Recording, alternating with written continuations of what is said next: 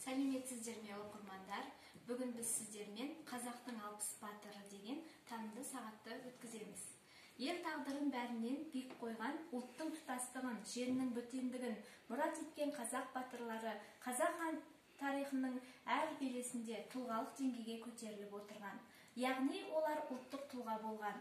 Осы ұлттық тұлға тұғырына көтеріліп, атаңызға айналған, тарихта есімдері қалған сан мыңдаған батырлар бар. Ең алдымен ұлттық тұлға деген ұғымға келетін болсақ, тарихи тұрғыдан ұлт үшін, халық үшін орасан маңызы зор, тарихи мәні терең іс-әрекетке барған, немесе жауапты тарихи сәттерде халық тағдырында айрықша орны болған адамға халықтың өзі сондай ұлттық тұлғалық деңгейге көтеретін баға беріп отырған.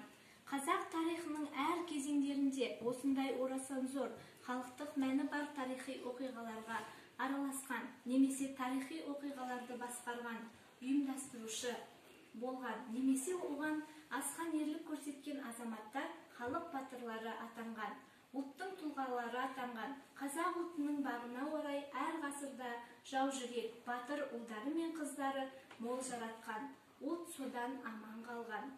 Қазақ хандығын құрған Керей мен Жәнібектен бастау алған батырлық үрдісі өз жалғасын тауып, ұрпақтан ұрпаққа тарап барады. Қазақ жерінің бір сүйемі де осы батырларының арқасында жаудың қолында кетпеді.